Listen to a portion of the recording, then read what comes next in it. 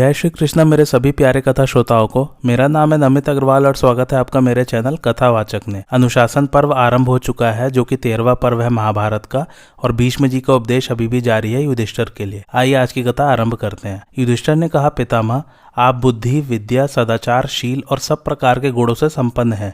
आपकी अवस्था भी सबसे बड़ी है। संसार में आपके सिवा दूसरा कोई ऐसा नहीं है जिससे सब प्रकार के प्रश्न पूछे जा सके। अतः यह बताने की कृपा कीजिए कि क्षत्रिय, वैश्य अथवा शूद्र किस उपाय से ब्राह्मणत्व प्राप्त कर सकता है। कौन सी तपस्या, किस कर्म का अनुष्ठान अथवा किस शास्त्र के अध्ययन से ब्राह्मणत्व की प्राप्ति हो सकती है।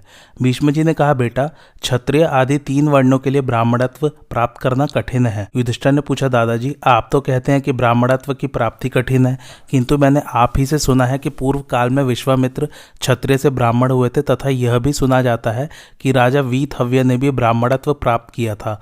अतः आप बताइए किस वरदान अथवा तपस्या से राजा को ब्राह्मणत्व की प्राप्ति हुई। भीष्म जी ने कहा, युधिष्ठिर महायशस्वी राजर्षि वीतहव्य ने जिस प्रकार दुर्लभ ब्राह्मणत्व प्राप्त किया था उसका वृतांत सुनो। पूर्व काल में धर्म पूर्वक प्रजा का पालन करने वाले महात्मा मनु के एक धर्मात्मा पुत्र हुआ जिसका नाम था शर्याति। शर्याति के वंश में राजा वत्स हुआ। उसके है और तालजंग नामक 2 पुत्र हुए। ये दोनों ही राजा थे। है का ही दूसरा नाम वीतहव्य था। उसके 10 स्त्रियां थी। उनके गर्भ से 100 पुत्र उत्पन्न हुए जो युद्ध से पीछे न हटने वाले और शूरवीर थे। उन दिनों काशी में हर्यश्व नाम से प्रसिद्ध एक राजा राज्य करते थे जो दिवोदास के पितामह थे। वीतहव्य के पुत्रों ने हर्यश्व के राज्य पर चढ़ाई की और उन्हें गंगा यमुना के बीच प्रयाग के निकट युद्ध में मार डाला। तदंतर हर्यश्व के पुत्र सुदेव का, जो देवता के समान तेजस्वी और दूसरे धर्म के समान धर्मात्मा था, काशी के राज्य पर अभिषेक किया गया, किंतु वीतहव्य के पुत्रों ने आकर उसे भी संग्राम में मौत के घाट उतार दिया। इसके बाद सुदेव का पुत्र दिवोदास काशी का राजा बनाया गया। उस महातेजस्वी ने जब मन को वश में रखने वाले वीतहव्य के पुत्रों का पराक्रम सुना तो इंद्र की आज्ञा से वाराणसी नाम की नगरी बसाई। इसका घेरा गंगा जी के उत्तर तट से लेकर गोमती के दक्षिण किनारे तक फैला हुआ था। इसके भीतर बसी हुई वाराणसी नगरी इंद्र की अमरावती के समान शोभा पा रही थी। उसमें निवास करते हुए राजा दिवोदास पर भी है वंशी राजाओं ने धावा किया। तब महाबली और तेजस्वी राजा दिवोदास ने पुरी से बाहर निकलकर शत्रु के साथ लोहा लिया। दोनों ओर की सेनाओं में 1000 दिन अर्थात 2 वर्ष 9 महीने 10 दिन तक देवासुर संग्राम के समान भयंकर युद्ध होता रहा। इसमें राजा दिवोदास के बहुत से वाहन और सिपाही काम आए। उनका खजाना खाली हो गया और वे बड़ी दयनीय अवस्था में पड़ गए। अंत में अपनी राजधानी छोड़कर वे भाग चले और प्रयाग में भरद्वाज मुनि के आश्रम पर पहुंचकर दोनों हाथ जोड़े उनके शरणापन्न हो गए। बृहस्पति नंदन भरद्वाज जी बड़े शीलवान और दिवोदास के पुरोहित थे। राजा को उपस्थित देखकर उन्होंने पूछा, महाराज तुम्हें यहाँ आने की क्या आवश्यकता पड़ी? अपना सारा समाचार बतलाओ। तुम्हारा जो भी प्रिय कार्य होगा उसे मैं निसंदेह पूर्ण करूंगा। राजा ने कहा, भगवान वीतहव्य के पुत्रों ने मेरे वंश का नाश कर डाला। मैं अकेला ही भागकर आपकी शरण में आया हूँ। यह सुनकर महाभाग भरद्वाज मुनि ने कहा, सुदेव नंदन तुम डरो मत, मैं एक यज्ञ करूंगा। उससे तुम्हें ऐसे पुत्र की प्राप्ति होगी जिसकी सहायता से तुम हजारों वीतहव्य के पुत्रों को मार डालोगे। यह कहकर भरद्वाज मुनि ने राजा के लिए पुत्रेष्टि नामक यज्ञ किया। उसके प्रभाव से देवदास के यहाँ एक पुत्र उत्पन्न हुआ जो संसार में प्रतरदन के नाम से प्रसिद्ध हुआ। वह पैदा होते ही इतना बढ़ गया कि तुरंत 13 वर्ष की अवस्था का सा दिखाई देने लगा। उसी समय उसने अपने मुख से संपूर्ण वेद और धनुर्वेद का गान किया। भरद्वाज मुनि ने उसे योग शक्ति से संपन्न कर दिया और उसके शरीर में संपूर्ण जगत का तेज भर दिया। तदंतर राजकुमार प्रतरदन ने अपने शरीर पर कवच और धनुष धारण किया। उस समय देवर्षिगण उसका यश गाने लगे। वह ढाल और तलवार बांधकर अपना धनुष टंकारता हुआ आगे बढ़ा। उसे देखकर राजा दिवोदास को बड़ी प्रसन्नता हुई और उन्होंने प्रतरदन को युवराज बनाकर अपने को कृतकृत्य समझा। इसके बाद दिवोदास ने शत्रुदमन प्रतरदन को वीतहव्य के पुत्रों का वध करने के लिए भेजा। पिता की आज्ञा पाकर वह शत्रु विजयी और है नगरी की ओर चला और रथ पर बैठे ही बैठे गंगा के पार होकर तुरंत ही वहां पहुंच गया। उसके रथ की घोर घरघराहट सुनकर विचित्र ढंग से युद्ध करने वाले है राजकुमार कवच से सुसज्जित होकर नगराकार विशाल रथों पर बैठे हुए पुरी से बाहर निकले और बाणों की वर्षा करते हुए प्रतरदन पर चढ़ आए। तब उस तेजस्वी राजकुमार ने अपने अस्त्रों की वर्षा से शत्रुओं के अस्त्रों को रोक दिया और वज्र एवं अग्नि के समान प्रज्वलित बाणों तथा भल्लों से उनके मस्तक काट डाले। है वीर खून से लथपथ होकर सैकड़ों और हजारों की संख्या में धराशायी हो गए। उस समय वे जड़ से कटे हुए पुष्पित पलास के वृक्षों के समान दिखाई दे रहे थे। पुत्रों के मारे जाने पर राजा वीतहव्य नगर छोड़कर भाग गए और भृगु जी के आश्रम पर जाकर उन्होंने महर्षि की शरण ली। भृगु जी ने राजा को अभयदान दे दिया। इतने ही में उनके पीछे लगा हुआ राजकुमार प्रतरदन भी वहां आ पहुंचा और आश्रम में जाकर बोला, इस आश्रम पर महात्मा भृगु के शिष्य कौन कौन है? वे लोग उनके पास जाकर मेरे आगमन की सूचना दे, मैं उनका दर्शन करना चाहता हूँ। महामुनि भृगु को जब प्रतरदन के आगमन का समाचार मिला तो उन्होंने आश्रम से बाहर आकर उसका विधिवत सत्कार किया और पूछा, राजेंद्र बताओ मुझसे क्या काम है? राजकुमार ने उनसे अपने आने का कारण बतलाते हुए कहा, ब्राह्मण, राजा वीतहव्य को यहाँ से निकाल दीजिए। इनके पुत्रों ने मेरे समस्त कुल का विध्वंस किया है, काशी का सारा प्रांत उजाड़ डाला है और वहाँ की रत्न राशि भी लूट ली है। इन्हें अपने पराक्रम का बड़ा घमंड था, किंतु इनके 100 पुत्रों को मैंने मौत के घाट उतार दिया। अब इनका भी वध करके मैं पिता के ऋण से उऋण हो जाऊंगा। यह सुनकर धर्मात्माओं में श्रेष्ठ महर्षि भृगु ने दया से द्रवित होकर कहा, यहाँ तो कोई भी क्षत्रिय नहीं है, ये सब के सब ब्राह्मण ही है। सत्यवादी भृगु का यह यथार्थ वचन सुनकर प्रतरदन ने उनके चरणों में प्रणाम किया और अत्यंत प्रसन्न होकर धीरे से कहा, भगवान, यदि ऐसी बात है तो भी मैं कृतार्थ हो गया, क्योंकि मेरे पराक्रम से इस राजा को अपनी जाति त्याग देनी पड़ी। अब आप मुझे जाने की आज्ञा दे और मेरे कल्याण का चिंतन करें। भृगु जी ने प्रतरदन को जाने की आज्ञा दे दी और वह जैसे आया था वैसे ही लौट गया। इस प्रकार भृगु जी के वचन मात्र से राजा वीतहव्य ब्रह्मर्षि हो गए। क्षत्रिय होकर भी भृगु की कृपा से उन्हें ब्राह्मणत्व की प्राप्ति हो गई। युधिष्ठिर ने पूछा, पितामह, पुरुष इस संसार में तरुणी स्त्रियों की रक्षा किस प्रकार कर सकता है? जो सत्य को असत्य और असत्य को सत्य बना देती है, जो सत्कार करने और न करने पर भी मन में विकार पैदा कर देती है, ऐसी स्त्रियों की रक्षा कौन कर सकता है? यदि उनकी रक्षा किसी प्रकार संभव हो अथवा किसी ने पहले कभी उनकी रक्षा की हो तो उस विषय का स्पष्ट वर्णन कीजिए। भीष्म जी ने कहा, महाभाव, तुम स्त्रियों के विषय में जैसा कह रहे हो वह ठीक ही है, इसमें मिथ्या कुछ भी नहीं है। इस विषय में मैं तुम्हें एक पुराना इतिहास सुना रहा हूँ जिसमें महात्मा विपुल ने जिस प्रकार गुरु पत्नी की रक्षा की थी उसी का वर्णन है। वास्तव में तरुणी स्त्रियां प्रज्वलित अग्नि के समान है। ये मय दानव की बनाई हुई माया है। छुरे की धार, विष, सर्प और अग्नि एक ओर और स्त्रियां एक ओर। प्राचीन काल की बात है, देव शर्मा नाम से प्रसिद्ध एक महान सौभाग्यशाली ऋषि थे। उनके रुचि नामक एक स्त्री थी जो इस पृथ्वी पर अद्वितीय सुंदरी थी। उसका रूप देखकर देवता, दानव और गंधर्व भी मतवाले हो जाते थे। इंद्र तो उस पर विशेष रूप से आसक्त थे। महामुनि देव शर्मा स्त्रियों के चरित्र से भलीभांति परिचित थे और यह भी जानते थे कि इंद्र बड़ा ही परस्त्री लंपट है, इसलिए वे अपनी स्त्री की यत्नपूर्वक रक्षा करते थे। एक बार उनके मन में यज्ञ करने का विचार हुआ। उस समय वे सोचने लगे, यदि मैं यज्ञ में लग जाऊं तो मेरी स्त्री की रक्षा कैसे होगी। फिर मन ही मन उसकी रक्षा का उपाय निश्चित कर उन महातपस्वी ने अपने प्रिय शिष्य विपुल को, जो भृगु गोत्र में उत्पन्न हुआ था, बुलाया और उससे इस प्रकार कहा, बेटा, मैं यज्ञ करने जाऊंगा, तुम मेरी स्त्री रुचि की बलपूर्वक रक्षा करना, क्योंकि देवराज इंद्र सदा इसे प्राप्त करने की घात में लगा रहता है। उसकी ओर से तुम्हें सदा सावधान रहना चाहिए, क्योंकि वह नाना प्रकार के रूप धारण करता है। विपुल बड़े ही जितेंद्रिय और उग्र तपस्वी थे। अग्नि और सूर्य के समान उनकी कांति थी तथा वे धर्म के ज्ञाता और सत्यवादी थे। गुरु की आज्ञा सुनकर उन्होंने उत्तर दिया, बहुत अच्छा, मैं ऐसा ही करूंगा। फिर जब गुरुजी चलने को उद्यत हुए तो विपुल ने पूछा, मुनि, इंद्र जब आता है तो कौन कौन से रूप धारण करता है? उसका शरीर और तेज कैसा है, यह मुझे बताने की कृपा कीजिए। देव शर्मा ने कहा, बेटा, इंद्र बड़ा मायावी है। वह बारंबार बहुत से रूप बदलता रहता है। कभी तो मस्तक पर मुकुट पहने, हाथ में वज्र और धनुष लिए तथा कानों में कुंडल धारण किए आता है और कभी एक ही क्षण में चांडाल के समान रूप बना लेता है। कभी हृष्टपुष्ट और बड़ा शरीर धारण करता है तथा कभी चिथड़े पहने दीन दुर्बल देह में दिखाई देता है। अपने शरीर का रंग भी कभी गोरा, कभी सांवला और कभी काला बना लेता है। एक ही क्षण में कुरूप हो जाता है और एक ही क्षण में रूपवान। कभी बूढ़ा बन जाता है, कभी जवान। वह तोते, कौवे, हंस, कोयल, सिंह, व्याघ्र, हाथी, देवता और दैत्य सभी के रूप धारण करता है। मक्खी और मच्छर तक का रूप धारण करने में नहीं चूकता। कोई भी उसे पकड़ नहीं सकता। औरों की तो बात ही क्या, जिन्होंने संसार को बनाया है वे विधाता भी उसे अपने काबू में नहीं कर सकते। अंतर्धान हुआ इंद्र केवल ज्ञान दृष्टि से दिखाई देता है। इस प्रकार वह बहुत से रूप धारण किया करता है, इसलिए तुम यत्न पूर्वक मेरी स्त्री रुचि की रक्षा करना। यह कहकर महाभाग देव शर्मा मुनि यज्ञ करने के लिए चले गए। विपुल गुरु की बात सुनकर बड़ी चिंता में पड़ गए और महाबली इंद्र से उस स्त्री की खूब चौकसी करने लगे। उन्होंने मन ही मन सोचा, मैं गुरु पत्नी की रक्षा के लिए क्या उपाय करूं। इंद्र मायावी होने के साथ ही बड़ा दुर्धर्ष और पराक्रमी है। आश्रम या कुटी के दरवाजों को बंद कर देने मात्र से उसका आनंद नहीं रोका जा सकता, क्योंकि वह कई तरह के रूप धारण करता है। संभव है वायु का रूप धारण करके कुटी में घुस जाए और गुरु पत्नी को दूषित कर डाले। अतः मैं रुचि के शरीर में प्रवेश करके रहूंगा। पुरुषार्थ से इसकी रक्षा नहीं की जा सकती, क्योंकि इंद्र बहरूपिया है। योग बल के द्वारा ही मैं रुचि की उससे रक्षा करूंगा। अपने सूक्ष्म अवयवों से मैं इसके प्रत्येक अवयवों में प्रवेश करूंगा। यदि ऐसा कर सका तो यह मेरे द्वारा एक आश्चर्यजनक कार्य होगा। जिस प्रकार कमल के पत्ते पत्ते पर पड़ी हुई जल की बूंद उस पर निर्लिप्त भाव से स्थिर रहती है, इसी प्रकार मैं भी अनासक्त भाव से गुरु पत्नी के भीतर निवास करूंगा। मैं रजोगुण से मुक्त हूँ, मेरे द्वारा कोई अपराध नहीं हो सकता। जैसे राह चलने वाला बटोही कभी किसी सूनी धर्मशाला में ठहर जाता है, इसी प्रकार मैं भी सावधान होकर गुरु पत्नी के शरीर में निवास करूंगा।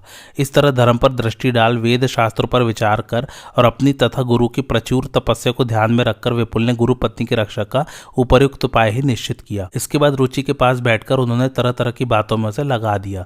फिर अपने दोनों नेत्रों को उसके नेत्रों की ओर लगाया और अपने नेत्र की किरणों को उसके नेत्र की किरणों के साथ जोड़ दिया तथा उसी मार्ग से आकाश में प्रविष्ट होने वाली वायु की भांति रुचि के शरीर में प्रवेश किया। तत्पश्चात वे छाया की भांति अंतर्हित होकर किसी प्रकार की चेष्टा न करते हुए गुरु पत्नी के शरीर को निचेष्ट करके स्थित हो गए और जब तक उनके गुरु यज्ञ समाप्त करके घर न आ गए तब तक इसी भांति उसकी रक्षा करते रहे। तदंतर इसी बीच में एक दिन दिव्य रूपधारी इंद्र यह सोचकर कि यही रुचि को प्राप्त करने का ठीक अवसर है, वहां आया और अत्यंत सुंदर लुभावना रूप धारण कर आश्रम में घुस गया। वहां पहुंचकर उसने देखा कि विपुल का शरीर चित्रलिखित की भांति निचेष्ट पड़ा है और उसके नेत्र स्थिर हैं तथा दूसरी ओर मनोहर कटाक्ष वाली चंद्रमुखी रुचि बैठी हुई है। रुचि ने भी जब इंद्र को उपस्थित देखा तो सहसा उठने का विचार किया। उनका सुंदर रूप देखकर उसे बड़ा आश्चर्य हुआ, मानो अब वह पूछना ही चाहती थी कि तुम कौन हो। विपुल ने उसकी उठने की इच्छा देख योग बल से उसको बेकाबू कर दिया, जिससे वह हिल डुल ना सकी। तब देवराज ने बड़ी मधुर वाणी में उससे कहा, सुंदरी, मैं देवताओं का राजा इंद्र हूं और तुम्हारे ही लिए यहाँ तक आया हूँ। तुम्हारा स्मरण करने से कामदेव मुझे बड़ा कष्ट दे रहा है, इसी से तुम्हारे निकट उपस्थित हूँ। अब देर न करो, समय बीता जा रहा है। इंद्र की यह बात गुरु पत्नी के शरीर में बैठे हुए विपुल ने भी सुनी और उन्होंने इंद्र को देख भी लिया, किंतु उनके द्वारा स्तंभित होने के कारण रुचि इंद्र को कोई उत्तर न दे सकी। गुरु पत्नी का आकार देखकर विपुल उसका मनोभाव ताड़ गए, इसलिए उन्होंने योग द्वारा बलपूर्वक उसे नियंत्रण में रखा और योग संबंधी बंधनों से उसके समस्त इंद्रियों को बांध लिया। योग बल से मोहित रुचि को निर्विकार देखकर इंद्र को बड़ी लज्जा हुई। उन्होंने फिर कहा, सुंदरी, आओ आओ। यह सुनकर वह उन्हें कुछ अनुकूल उत्तर देना ही चाहती थी कि विपुल ने उसकी वाणी में उलटफेर कर दिया। उसके मुंह से सहसा निकल पड़ा, अरे तुम्हारे यहाँ आने का क्या प्रयोजन है। परवश होने के कारण यह उदासीनता पूर्ण वचन कहकर रुचि बहुत लज्जित हुई और वहां खड़े हुए इंद्र का मन भी उदास हो गया। उन्होंने रुचि के भाव परिवर्तन को लक्ष्य किया और दिव्य दृष्टि से जब उसकी ओर देखा तो उसके शरीर के भीतर बैठे हुए विपुल मुनि दिखाई पड़े। दर्पण में स्थित प्रतिबिंब की भांति रुचि के देह में रहकर घोर तपस्या में संलग्न हुए मुनि को देखकर इंद्र कांप उठे। शाप के डर से उनका सारा बदन थर्रा उठा। तब महातपस्वी विपुल भी गुरु पत्नी का शरीर त्याग कर अपने शरीर में आ गए और भयभीत इंद्र से बोले, पापी पुरंदर, तेरी बुद्धि बड़ी खोटी है, तू सदा इंद्रियों के अधीन रहता है। अब देवता और मनुष्य अधिक काल तक तेरी पूजन नहीं करेंगे। इंद्र, क्या तू उस दिन की बात भूल गया जब गौतम ने तेरे संपूर्ण शरीर में भग का चिन्ह बनाकर तुझे जीवित छोड़ा था? क्या तेरे मन में उस घटना की याद अब नहीं रही? मैं जानता हूं तू मूर्ख है, तेरा मन वश में नहीं है और तू महाचंचल है। पापी, दूर हो यहाँ से, जैसे आया है वैसे ही लौट जा। मैं इस स्त्री की रक्षा कर रहा हूँ। मुझे तेरे ऊपर दया आती है, इसलिए अपने तेज से तुझे भस्म करना नहीं चाहता, किंतु मेरे बुद्धिमान गुरु बड़े भयंकर है। यदि वे तुझे देख पावेंगे तो क्रोध से उद्दीप्त हुए नेत्रों द्वारा भी भस्म कर डालेंगे। आज से कभी ऐसा काम न करना, अन्यथा कहीं ऐसा न हो कि तुझे ब्रह्म बल से पीड़ित होकर पुत्र और मंत्रियों सहित नष्ट होना पड़े। यदि तू अपने को अमर मानकर ऐसे कामों में हाथ डालता है तो मैं तुझे सावधान किए देता हूँ, यूँ किसी का अपमान न किया कर। तपस्या से कोई भी कार्य असाध्य नहीं है। तपस्वी अमरों को भी मार सकता है। भीष्म जी कहते हैं, महात्मा विपुल की ये बातें सुनकर इंद्र बहुत लज्जित हुए और कुछ उत्तर न देकर चुपचाप अंतर्धान हो गए। अभी उनके गए एक ही मुहूर्त बीतने पाया था कि महातपस्वी देव शर्मा इच्छानुसार यज्ञ पूर्ण करके अपने आश्रम पर लौट आए। गुरु के आने पर उनका प्रिय कार्य करने वाले विपुल ने उनके चरणों में प्रणाम किया और अपने द्वारा सुरक्षित उनकी सती साध्वी भार्या रुचि को उन्हें सौंप दिया। तत्पश्चात शांतचित्त विपुल फिर पहले की ही भांति निशंक भाव से गुरु की सेवा करने लगे। जब गुरुजी विश्राम लेकर अपनी पत्नी के साथ बैठे, उस समय विपुल ने इंद्र की सारी करतूत उन्हें कह सुनाई। यह सुनकर वे प्रतापी मुनि विपुल पर बहुत प्रसन्न हुए और उनके शील, सदाचार, तप, नियम, गुरु सेवा, अपने प्रति भक्ति और धर्म में निष्ठा देखकर उन्होंने अपने शिष्य को बारंबार साधुवाद दिया। तत्पश्चात उन धर्मात्मा मुनि ने अपने धर्मपरायण शिष्य विपुल से वर मांगने के लिए कहा। गुरु की आज्ञा पाकर विपुल ने कहा, सदा धर्म में मेरी स्थिति बनी रहे। जब गुरु ने वह वरदान दे दिया तो विपुल उनकी अनुमति लेकर उत्तम तपस्या में प्रवृत्त हो गए। भीष्म जी कहते हैं, युधिष्ठिर, गुरु पत्नी की रक्षा और प्रचुर तपस्या करके विपुल समझने लगे मैंने दोनों लोक जीत लिए।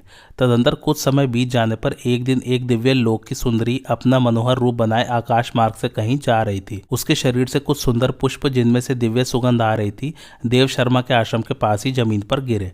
रुचि ने उन पुष्पों को उठाकर रख लिया। उसकी एक बड़ी बहन थी जिसका नाम था प्रभावती। वह अंगराज चित्ररथ को ब्याही गई थी। एक बार उसके यहाँ का निमंत्रण पाकर सुंदरी रुचि अपने केशों में उन दिव्य फूलों को गूंथकर अंगराज के घर गई। वहां अंगराज की रानी ने जब उन फूलों को देखा तो अपनी बहन से वैसे ही फूल मंगवा देने का अनुरोध किया। आश्रम में लौटने पर रुचि ने बहन की कही हुई सारी बातें अपने स्वामी से कह सुनाई। सुनकर ऋषि ने उसकी प्रार्थना स्वीकार कर ली और विपुल को बुलाकर फूल लाने का आदेश देते हुए कहा, तुम शीघ्र ही जाओ। महातपस्वी विपुल ने गुरु के आगे पर कोई अन्यथा विचार न करके बहुत अच्छा कहकर उसे शिरोधार्य किया और जिस स्थान पर आकाश से वे फूल गिरे थे वहां गए। वहां और भी कई फूल पड़े थे जो अभी कुमलाए नहीं थे। उन सुंदर फूलों को पाकर विपुल को बड़ी प्रसन्नता हुई और उन्हें लेकर वे तुरंत ही चंपा के वृक्षों से घिरी हुई चंपा नामक नगरी की ओर चल दिए। एक निर्जन वन में आने पर उन्होंने स्त्री पुरुष के एक जोड़े को देखा जो एक दूसरे का हाथ पकड़कर गोलाकार घूम रहे थे। उनमें से एक ने अपनी चाल तेज कर दी और दूसरे की चाल मंद थी। इस पर दोनों में झगड़ा होने लगा। एक ने कहा, तुम शीघ्र चलते हो। दूसरे ने कहा, नहीं। इस प्रकार दोनों ही इंकार करने लगे। ऐसे झगड़ते हुए दोनों ने विपुल को लक्ष्य करके शपथ खाते हुए कहा, हम दोनों में जो झूठ बोलता हो उसको परलोक में वही दुर्गति मिले जो इस विपुल को मिलने वाली है। तदंतर विपुल को 6 पुरुष दिखाई पड़े जो सोने चांदी के पासे लेकर जुए खेल रहे थे और लोभ तथा हर्ष में भरे हुए थे। वे भी वही शपथ कर रहे थे जो पहले स्त्री पुरुष के जोड़े ने की थी। उन्होंने विपुल को लक्ष्य करके कहा, हम लोगों में से जो लोभवश बेईमानी करेगा उसको वही गति मिलेगी जो परलोक में इस विपुल को मिलने वाली है। इनकी बातें सुनकर विपुल ने जन्म से लेकर वर्तमान समय तक के अपने समस्त कर्मों का स्मरण किया किंतु कभी कोई पाप हुआ हो ऐसा नहीं जान पड़ा। उधर उन लोगों की शपथ सुनकर उनके हृदय में आग सी लगी हुई थी, इसलिए वे अपने कर्मों पर खूब विचार करने लगे। विचारते विचारते जब कई दिन बीत गए तब उनके मन में यह बात आई कि मैंने रुचि की रक्षा करते समय अपनी लक्षण इंद्रिय द्वारा उसकी लक्षण इंद्रिय में और मुख द्वारा उसके मुख में प्रवेश किया था और यह सच्ची बात भी गुरु से छिपा ली थी। युधिष्ठिर, विपुल ने अपने मन में इसी को पाप माना और वास्तव में बात भी ऐसी ही थी। चंपा नगरी में जाकर उन्होंने अपने लाए हुए फूल गुरु को अर्पण कर दिए और उनकी विधिवत पूजा की। शिष्य को आया देख देव शर्मा ने पूछा, विपुल, उस महान वन में तुमने क्या देखा है? विपुल ने कहा, ब्रह्मर्षि, मैंने वहां स्त्री पुरुष का एक जोड़ा और कुछ पुरुष देखे थे किंतु वे कौन थे जो मुझे अच्छी तरह जानते थे। देव शर्मा ने कहा, विपुल, तुमने जो स्त्री पुरुष का जोड़ा देखा था उसे दिन और रात्रि समझो। वे दोनों चक्रवत घूमते रहते हैं, उन्हें तुम्हारे पाप का पता है। तथा जो अत्यंत हर्ष में भरकर जुए खेलते हुए 6 पुरुष दिखाई पड़े थे उन्हें 6 ऋतु जानो, वे भी तुम्हारे पाप से परिचित है। मनुष्य कितने ही एकांत में छिपकर पाप क्यों न करे, ऋतुएं और रात दिन उसे बराबर देखते रहते हैं। तुमने हर्ष और अभिमान में भरकर गुरु से अपना पाप कर्म नहीं बताया था, इसलिए उसकी याद दिलाते हुए उन लोगों ने वैसी बातें कही हैं जैसे कि तुमने सुनी है। दिन रात और ऋतुएं पुरुष के पाप पुण्य को सदा जानती रहती है। तुमने जो कर्म किया वह मुझे नहीं बतलाया, इसलिए तुम्हें पाप कर्म करने वालों के लोक मिल सकते हैं। किसी तरुणी स्त्री को पाप कर्म से बचाना तुम्हारे वश की बात नहीं है, फिर भी तुमने अपनी ओर से कोई पाप नहीं किया, इसलिए मैं तुम पर प्रसन्न हूं। यदि मैं तुम्हारा दुराचार देखता तो निसंदेह क्रोध में भरकर शाप दे देता, किंतु तुमने यथाशक्ति मेरी स्त्री की रक्षा ही की है, इस कारण मैं तुम्हारे ऊपर विशेष प्रसन्न हूं। अब तुम सुखपूर्वक स्वर्ग में जा सकोगे। विपुल से ऐसा कहकर महर्षि देव शर्मा को बड़ी प्रसन्नता हुई और वे अपनी स्त्री तथा शिष्य से स्वर्ग में जाकर आनंद पूर्वक रहने लगे। युधिष्ठिर, बहुत दिन पहले की बात है, महामुनि मार्कंडेय जी ने गंगा के तट पर बातचीत के प्रसंग में मुझे यह उपाख्यान सुनाया था, इसलिए मैं कहता हूं कि तुम्हें भी सदा यत्न पूर्वक स्त्रियों की रक्षा करनी चाहिए, क्योंकि उनमें भली और बुरी दोनों तरह की बातें दिखाई देती हैं।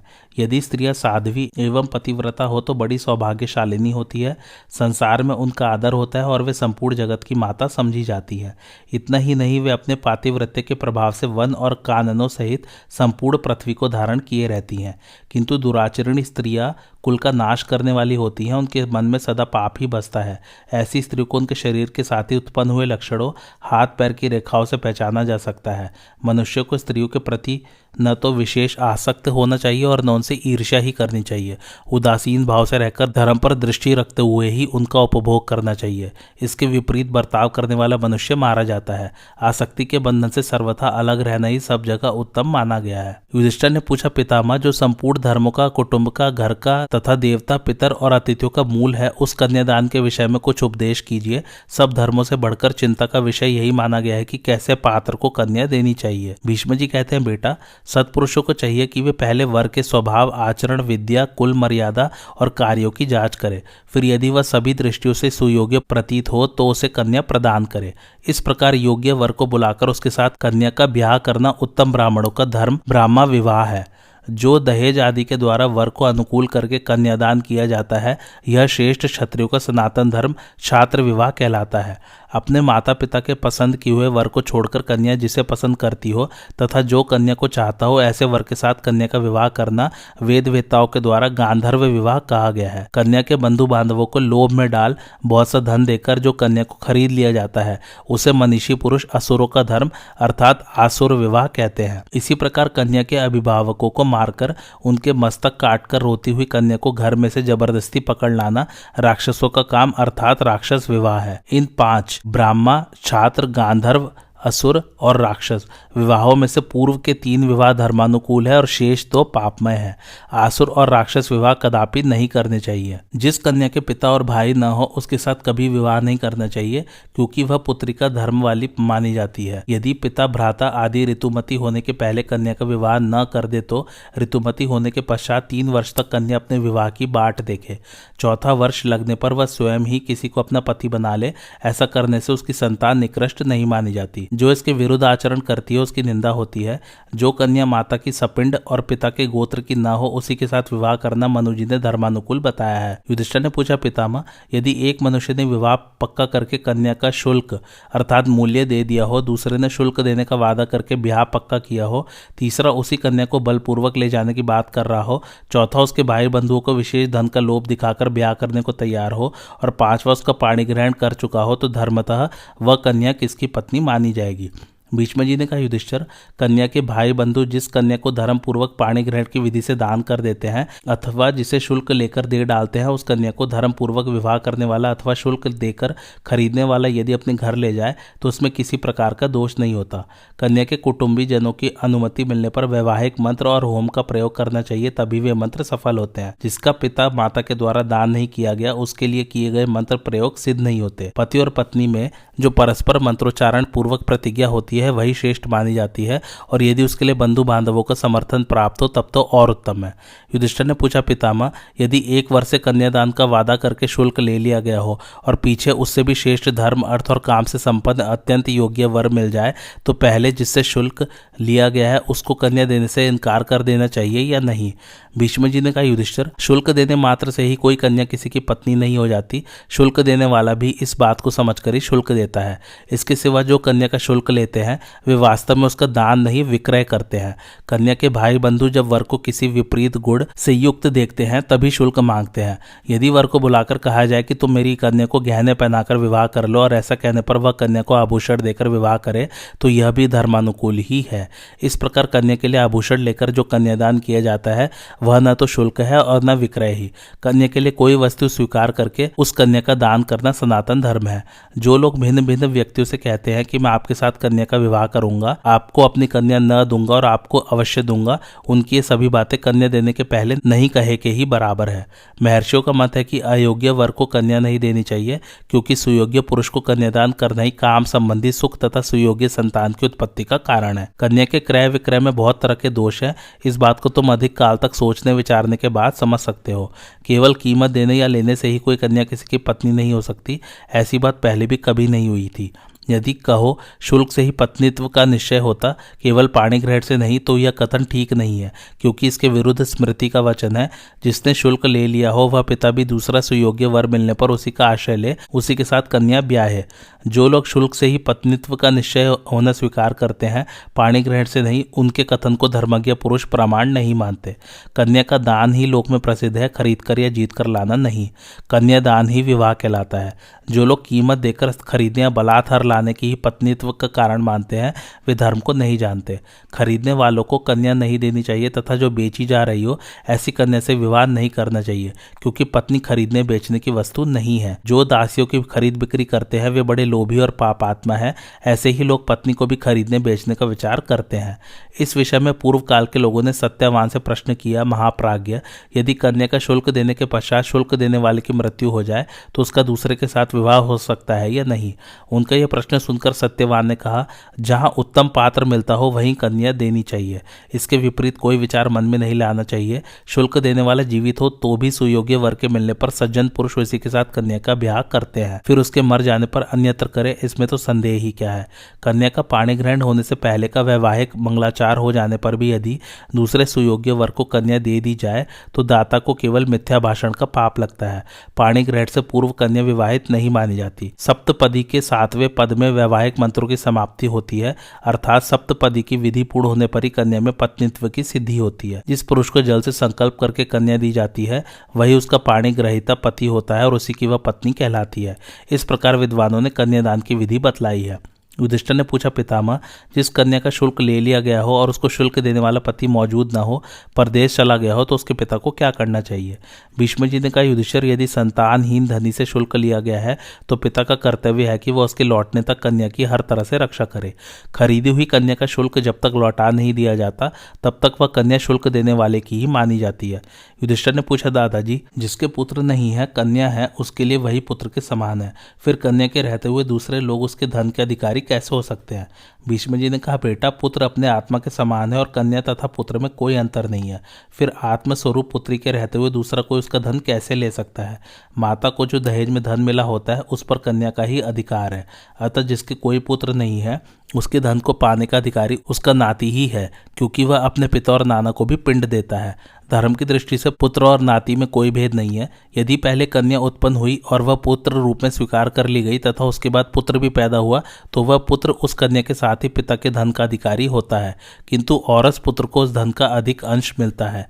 यदि दूसरे का पुत्र गोद लिया गया हो तो उस दत्तक पुत्र की अपेक्षा अपनी सगी बेटी ही श्रेष्ठ मानी जाती है, अतः वह पैतृक धन के अधिक अंश की अधिकारिणी है।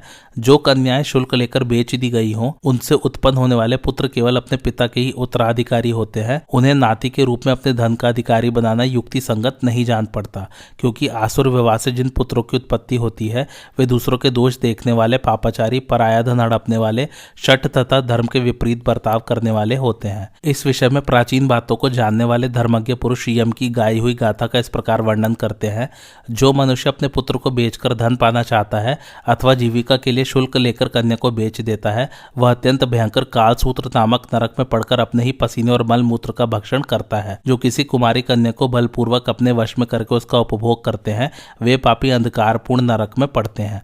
अपनी संतान की बात तो दूर रही, किसी दूसरे मनुष्य को भी नहीं बेचना चाहिए। अधर्म के रास्ते से जो धन आता है उससे कोई धर्म नहीं होता। विवाह के समय कन्या की ससुराल वालों की तरफ से कुमारी पूजन अर्थात कन्या के सत्कार के रूप में जो वस्त्र और आभूषण आदि प्राप्त होते हैं उन्हें स्वीकार करने में कोई दोष नहीं है, किंतु वे सबके सब कन्या को दे डालने चाहिए। अपना विशेष कल्याण चाहने वाले पिता, भाई, ससुर और देवरों को चाहिए कि वे कन्या को वस्त्र आभूषण आदि देकर उसका सम्मान करें। यदि स्त्री की रुचि पूर्ण न की जाए तो वह पुरुष को प्रसन्न नहीं कर सकती और उस अवस्था में पुरुष की संतान वृद्धि नहीं हो सकती। इसलिए स्त्रियों का सदा सत्कार और प्यार करना चाहिए। जहाँ स्त्रियों का आदर होता है वहाँ देवता लोग प्रसन्नता पूर्वक निवास करते हैं। जिस घर में स्त्रियों का अनादर होता है वहाँ की सारी क्रियाएं निष्फल हो जाती हैं। जिस कुल की बहू बेटियों को दुख मिलने के कारण शोक होता है उस कुल का नाश हो जाता है। ये नाराज होकर जिन घरों को शाप देती है वे कृत्या द्वारा नष्ट हुए के समान उजाड़ हो जाते हैं। उनकी शोभा, समृद्धि और संपत्ति का नाश हो जाता है। महाराज मनु ने स्त्रियों को पुरुषों के अधीन करके कहा था, मनुष्यों, स्त्रियां अबला, ईर्ष्यालु, मान चाहने वाली, कुपित होने वाली, पति का हित चाहने वाली और विवेक शक्ति से हीन होती है, तथापि ये सम्मान के योग्य है। अतः तुम लोग सदा इनका सत्कार करना, क्योंकि स्त्री जाति ही धर्म की प्राप्ति का कारण है।